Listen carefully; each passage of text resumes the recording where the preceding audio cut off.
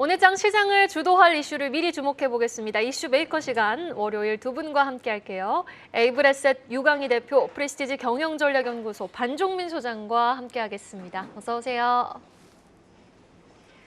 자, 먼저 유강희 대표가 가지고 오신 이슈부터 확인해 보겠습니다.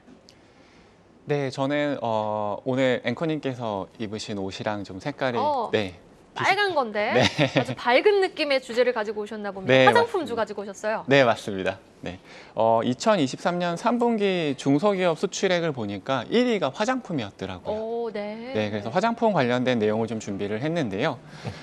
중소기업 기준으로 했을 때 화장품 수출이 중국을 제외하고 미국이나 일본 그리고 유럽 등에서 두 자릿수 증가율을 기록을 했습니다. 좀 더 구체적으로 살펴보면은 화장품 수출액은 한 14억 달러 정도를 기록을 했는데 이 수치는 무려 전년 동기 대비해서 한 24.7% 증가를 한 거고요. 역대 3분기 수출액을 보게 되면은 1위를 기록을 했다라고 합니다. 조금 국가별로 자세히 살펴보게 되면은 중국 같은 경우에는 자국 브랜드가 성장을 하고 그리고 애국 소비들이 좀 영향을 미치면서 중국의 화장품 수출은 좀 감소를 했지만 일본이나 대만 등은 한국 화장품에 대한 수요들이 증가를 하면서 수출이 많이 좀 상승하는 모습을 보였고요. 무엇보다 미국 같은 경우에는 K뷰티가 인기를 얻으면서 한국의 최대 수출국으로 좀 부상을 했습니다. 네. 특히 일본이나 미국 같은 경우에는 수입 화장품 비율에서 한국 화장품의 점유율이 20% 정도로 1위를 차지했는데 저희가 주식을 투자하는 입장에서 생각을 했을 때 미국이나 일본에서 어떤 브랜드나 어떤 제품들이 조금 인기가 있는지를 좀 체크를 해보시면은 투자하실 때 좀 도움이 되실 수 있을 것 같고요. 그리고 주요 수출 품목을 찾아보니까 기초 화장품이랑 그리고 메이크업 화장품이 조금 색조 화장품이라고 하죠. 이런 부분들이 좀 수출 품목에서 상위에 있었고요. 저는 이 자료를 보면서 이제 트렌드가 좀 변화하고 있구나라는 생각이 들었는데 예전에는 화장품 수출이 늘어난다라고 하면은 대기업과 중소기업이 같이 늘어나는 부분들이 있었는데 최근에는 대기업은 좀 감소를 하지만 중소기업이 좀 빠르게 증가하는 모습들을 좀 보이고 있습니다. 네. 그리고 이런 부분들을 저희가 좀 참고했을 때 대기업과 중소기업을 좀 구분해서 접근하는 전략이 필요할 것 같은데요. 중소기업의 성장 배경을 좀 살펴보게 되면은 아무래도 OEM과 ODM 업체들의 그 제조 경쟁력이 좀 증가를 하면서 예전에는 대기업 제품이 무조건 좋다라는 생각을 하셨다라고 하면은 지금은 제품의 차별화가 좀 없어지면서 중소기업 제품을 좀 선호하는 형상들이 좀 늘어났다고 맞아요. 보시면 될 것 같고요. 네.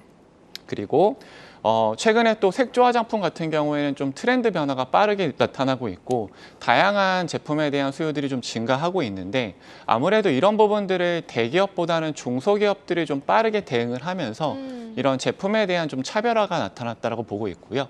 마지막으로 세 번째로는 가성비가 좀 높은 화장품에 대한 수요가 우리나라뿐만 아니라 전 세계적으로 좀 증가를 하는 부분도 영향을 미쳤다라고 보고요.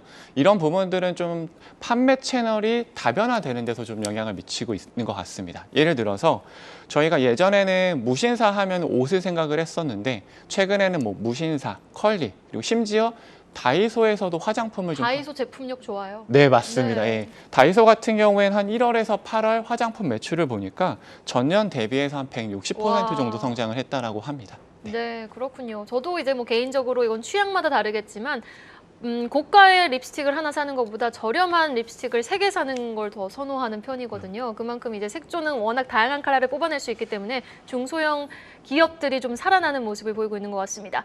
자, 그러면 기업별로 실적 흐름도 체크해 보고 싶은데 어떻게 좀 실적이 변화가 되고 있습니까? 네, 앞서 말씀드린 것처럼 대기업보다는 중소기업 그리고 제조사들의 흐름이 좀 좋다라고 보시면 될 것 같은데요. LG생활건강 같은 경우에는 이제 매출과 영업이익이 3분기 기준으로 해서 전년 대비 모두 좀 큰 폭으로 감소를 했는데 특히 영업이익 같은 경우에는 80억 원으로 전년 대비해서 한 88% 정도 감소를 했으니까 상당히 큰 감소폭을 보였다라고 보시면 될 것 같습니다. 특히 전체 매출 대비해서 화장품 매출 비중이 계속해서 좀 감소를 하고 있는 모습이 좀 우려를 낳고 있는데요. 상대적으로 음료 매출 같은 경우에는 꾸준히 좀 나오고 있습니다. 이러다 보니까 좀 투자자분들 사이에서는 내가 화장품 기업을 샀는데 지금은 음료 기업이 되었네라는 뭐 한탄 같은 것도 좀 하고 계시는 분들이 좀 계시는 것 같고요. 네. 그리고 코스맥스 같은 경우에는 3분기 매출과 영업이익이 모두 증가를 했는데 저는 개인적으로는 국내외에서 인디 브랜드가 좀 성장하고 있는 부분들이 코스맥스가 매출과 영업이익이 증가하는 데 좀 영향을 미쳤다라고 보고 있는데요. 아무래도 인디 브랜드 같은 경우에는 마케팅 능력은 좀 뛰어나지만 자체 개발하거나 생산할 수 있는 능력들이 좀 부족하기 때문에 이런 부분들을 OEM이나 ODM 업체에 의존을 하게 되면서 한국에 있는 화장품 제조사들이 구조적으로 좀 성장할 수 있는 부분들이 마련되지 않았나 생각을 하고 있고요. 그리고 마지막으로 클리오 같은 중소형 화장품 기업들의 매출과 이익도 좀 증가를 하고 있는데요. 특히 클리오 같은 경우에는 뭐 페리페라나 구달이라는 브랜드를 보유를 하고 있는데 저희가 최근에 이제 인디 브랜드들의 성지라고 하는 올리브영에서 선케어 제품 같은 경우에는 구달이 1위를 차지를 했고요. 그리고 네.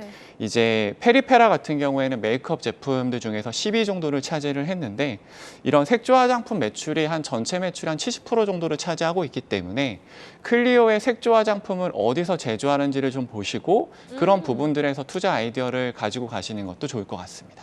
아모레퍼시픽은 근데 부진한 실적 발표에도 좀 주가 흐름이 LG생활건강보다는 선전을 했잖아요. 네, 맞습니다. 그것도 좀 뭔가 중소형 화장품을 인수하기 때문이라는 모멘텀 때문이었을까요? 네, 그런 부분도 좀 있을 것 같고요.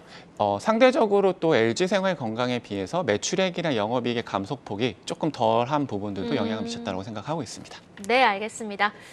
자, 이어서 바로 반종민 소장님의 이슈도 확인해보죠. 화장품의 맞설 이슈 어떤 이슈 가지고 오셨어요? 예, 그 대표님께서 밝은 걸 가져오셨는데 저는 방산을 갖고 왔고요. 세상 어두운.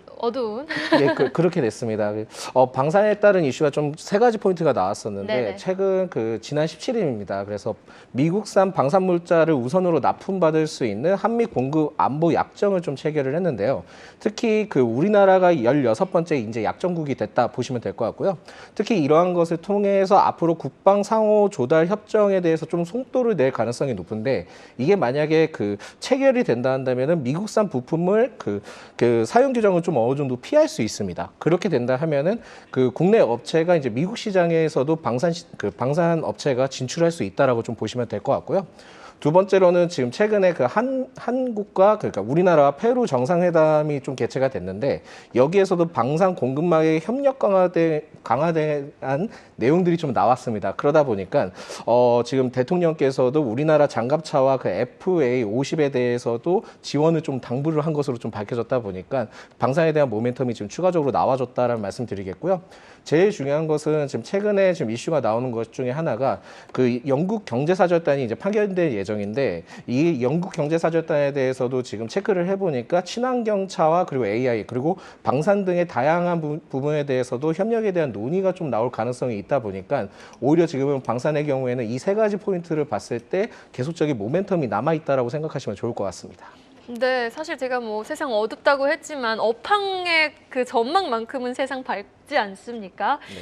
자, 그럼 현 시점에서 뭐 영국 이제 순방 모멘텀도 있을 거고 지난주 공급 안보 약정 체결 모멘텀도 유효한 상황입니다. 어떤 기업들의 이슈 새로이 좀 체크해 보면 좋을까요? 네, 사실 방산과 관련된 대표적인 종목들이 10월 이후로 10월까지는 되게 좀 조정을 보였다가 11월부터 좀 추세가 좋아졌습니다. 그래서 여기서는 좀 중장기 관점으로 좀 보셔야 될 것 같고요. 특히 이제 하나 에어로스페이스의 경우에는 글로벌 무기 수요와 내수 물량 증가를 통해서 3분기 영업이익이 전년 대비 80% 이상 증가를 했고요. 매출도 좀 증가를 했습니다. 그러면서 전체적으로 4분기에 따른 기대감도 좀 상당히 남아있다 보시면 될 것 같고 LIG 넥슨원의 경우에는 3분기 영업이익이 전년 대비 한 29% 감소를 했는데 사실상 2020년 때 수주했던 인도네시아 쪽에 수출 사업이 좀 종료되면서 실적에 좀 일부 영향을 준 것으로 좀 판단이 됩니다. 하지만은 4분기 때는 천궁2 등 유도탄 개발 사업 등을 통해서도 국내 한 3조 원 내외를 통해 수주에 대한 기대감이 좀 남아 있다 보니까 4분기에 대한 기대감도 좀 상당히 남아 있을 것 같고요. 특히 이제 S&T 다이내믹스라고 있는데 이 기업의 경우에는 최근에 매출과 영업이익이 굉장히 좀 크게 증가를 하면서 특히 방산 매출 부분이 굉장히 좀 크게 상승을 했거든요. 그러면서 주가가 굉장히 크게 급등을 하는 모습을 보여주고 있다 보니까 대체적으로 방산과 관련된 기업들이 일부 좀 지금은 조정이 나와주고 있지만은 중장기적 관점으로도 좀 지켜보실 필요는 있을 것 같다라는 말씀드리겠습니다. 네, 알겠습니다. 알겠습니다. 자, 이렇게 되면 오늘은 방산주와 화장품주의 대결이 되겠습니다. 다시 한번 경제협력단을 대동해 이번엔 영국으로 간다. 방산주냐 아니면 양극화가 극심한 화장품주 그 안에서도 숫자가 증명해주는 화장품주냐. 방산주 vs 화장품주.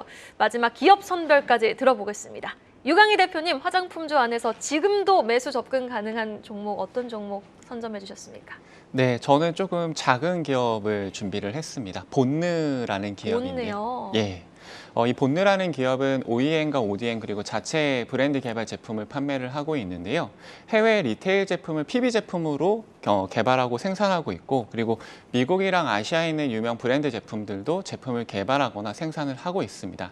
저희가 일반적으로 해외 여행을 가실 때 좀 많이 볼 수 있는 뭐 왓슨이라든지 아니면 세포라에서 판매되고 있는 PB 제품들을 개발하고 생산하고 있고요. 그리고 최근에 또 이제 젊은 분들 사이에서 인기가 있는 미국의 색조 브랜드인 스틸라 제품들도 이곳에서 생산을 하는 것으로 알려져 있습니다. 스틸라도요? 예, 맞습니다. 네. 그리고 이 본네에서 전체 매출의 한 40에서 50% 정도가 색조 화장품 쪽에서 매출이 발생을 하고 있는데요.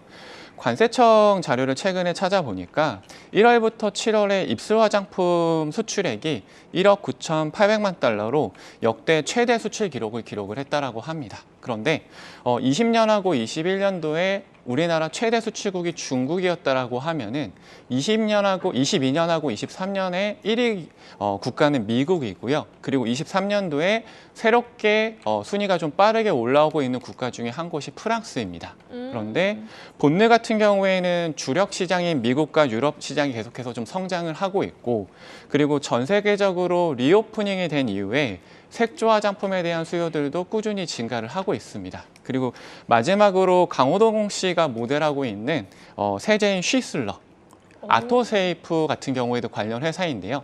그렇군요. 네, 이 브랜드의 매출도 좀 꾸준하게 증가를 하고 있기 때문에 이런 부분들을 좀 고려했을 때 본내에 한번 좀 관심을 가져보시는 것도 괜찮지 않을까라는 차원에서 준비를 했습니다. 네, 주가가 참 안정적으로 탄탄하게 크게 흔들림 없이 잘 네. 버텨내주고 있는 흐름인데 지난주부터 외국인과 기관의 수급이 유입되고 있습니다. 추가적인 상승 여력 한번 기대해 보도록 하고요. 반종민 소장님은 방산주 안에서 어떤 종목 가지고 오셨어요? 역시나 지금 현재 대표주인 하나 에어로스페이스고요. 이 하나 에어로스페이스는 앞으로 이제 호주나 폴란드 쪽에 그 계약 체결에 대한 기대감이 좀 남아 있다 보니까 계속 좀 주목을 하셔야 될 것 같다는 말씀드리겠고, 특히 이제 국내 양산 산업 그리고 폴란드, 루마니아에 따른 신규 수주가 본격적으로 나오게 된다 하면은 수주 잔고가 굉장히 좀 크게 증가를 할 수 있습니다. 그렇게 되면은 대체적으로 그 하나 에어로스페이스에 대해서는 실질적인 기대감이 상당히 남아 있다 보시면 될 것 같고요. 여기에서 제가 좀 더 체크를 해볼 수 있는, 그러니까 포인트가 좀 있기는 한데, 여기에서 영국 경제사절단 파견의 그 방산의 논의가 나오게 된다 하면은 동사의 경우에는 좀 더 주목을 해볼 수 있지 않을까 봅니다. 특히 영국에 대해서 지금 MFP 사업이 나와주고 있는데, 그게 이제 AS90을 대체할 수 있는 차기 자주포 획득 사업을 좀 추진하고 있다 합니다. 근데 그 사업 규모가 대략 약 1조 원 규모로 좀 지정이 되어 있거든요. 동사의 경우에가 그 영국 현지 방산 업체들과 팀 썬더를 좀 결성을 한 것으로 알려져 있고, 이번 경제사절단을 통해서 파견 시 좀 어느 정도 기대감이 남아 있다는 상황들을 좀 봤을 때는 그래도 여기에 따른 영국 MFP의 사업에 따른 하나 에어로스페이스에 대한 좀 기대감이 상당히 남아 있다 보시면 될 것 같습니다. 그래서 대체적으로는 영국 경제사절단에 따른 이슈도 있기는 하지만 방산 수주에 대한 증가 이슈도 좀 더 체크를 해볼 수 있기 때문에 좀 앞으로 좀 더 좋아질 것 같다라는 말씀드리겠습니다. 한화 에어로스페이스 선점해 주셨는데, 사실 방산주 하면은 한화 에어로스페이스, 현대로템 그리고 한국항공우주를 3대장주로 꼽아볼 수 있잖아요. 근데 현대로템이 너무 실적이 안 나왔단 말이죠. 수주 잔고는 어마어마한 것 같은데 실적이 안 나온다? 그럼 지금을 매수 기회로 삼아야 되는 겁니까? 네, 그 지금을 매수 기회로 삼으셔도 좋은데, 그 일괄적으로 한 번에 그냥 거치식으로 매수를 하시는 것보다는 그 분할 매수 관점으로 계속 좀 지켜보시면서 박스권 매매를 잡고 좀 오래 보시면서 진행을 하셔야 될 것 같습니다. 그리고 데이터도 계속 나오는 걸 확인을 해야겠죠. 네, 그렇습니다. 그게 제일 중요한 포인트입니다. 네, 알겠습니다. 방산주에 대한 추가적인 전략까지 들어봤습니다. 사실 매일 마무리는 오늘장 이 이슈가 더 시장을 주도할 것 같다, 앵커의 선택으로 마무리 지어보고 있는데, 저는 개인적으로 방산주에 한 표를 드리고 싶습니다. 사실 지난 주말에도 화장품을 한 3개 정도 샀지만 소비는 화장품에 했지만 방산주가 또 좀 더 반등해줬으면 하는 마음에 담아 방산주의 상승을 기원해 보면서 오늘 방산주 픽 해볼게요. 지금까지 두 분과 함께 해봤습니다. 에브레셋 유강희 대표 그리고 반정민 소장이었습니다. 감사합니다.